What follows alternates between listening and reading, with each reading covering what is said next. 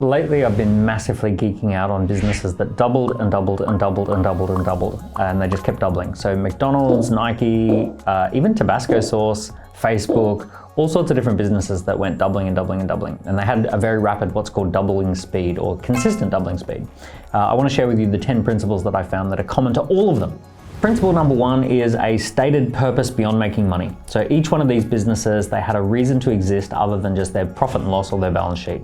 And they were able to share that with their entire team and create alignment around what is that purpose beyond making money. So for example, you'll see that the purpose beyond making money for Facebook was to connect the world. And the purpose beyond making money for Nike was around creating athletes. Purpose for beyond making money for Disney was around creating memorable family moments. So all of these businesses had a purpose beyond making money right from the start. The next principle is discovering a secret that other people have missed. So I'll tell you an example with Nike. The first secret that they discovered was that Japan was an amazing place to do manufacturing. They could actually get German quality manufacturing at a fraction of the price, and that was the first secret that they discovered. The second secret was the ability to refinance the business and keep accessing greater and greater amounts of capital. So what most people don't know is that Phil Knight, behind the scenes, was an accountant. He actually was a lecturer at university on accounting. And he had a special skill which no one else in the industry had, which was refinancing businesses that ran out of cash. And essentially in the shoe business, it was very, very important that you kept accessing greater and greater amounts of capital in order to reinvest into the business. Very few other businesses had that skill internally. A great example of a business that discovered a secret that others had missed is Mark Zuckerberg, when he discovered that people would share all sorts of information about themselves completely freely if he made it fun and easy for them to do so. What he discovered was privacy is dead. He said it famously, and he built an entire business where everyone else in the industry thought privacy really mattered. He said, no, we're not going to pay attention to that. We're going to build a business where privacy is dead. The third principle is the ability to show up powerfully and consistently. So they figure out how do they show up in a way that's memorable and how do they do that over and over and over again.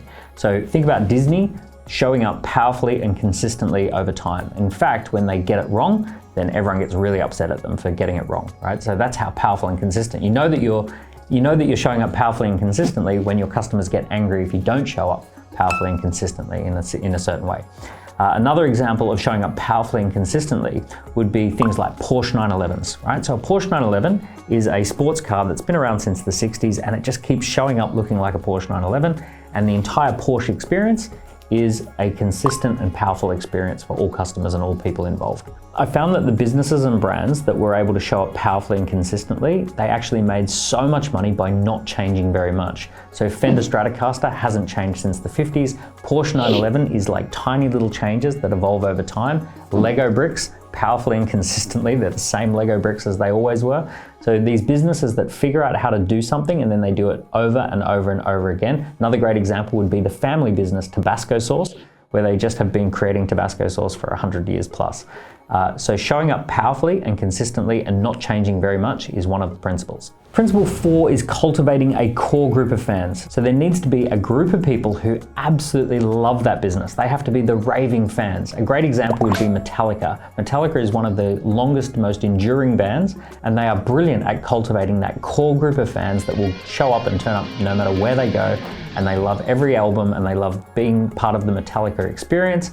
And they have cultivated the core group of Metallica fans who kind of energize everyone else on the edges. The next principle is the ability to release dopamine, oxytocin, serotonin, or endorphins, a dose of delight.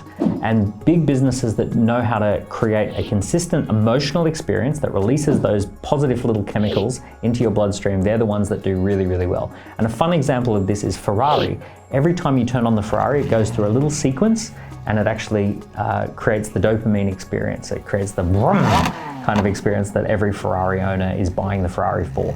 It releases those chemicals every single time you start the car.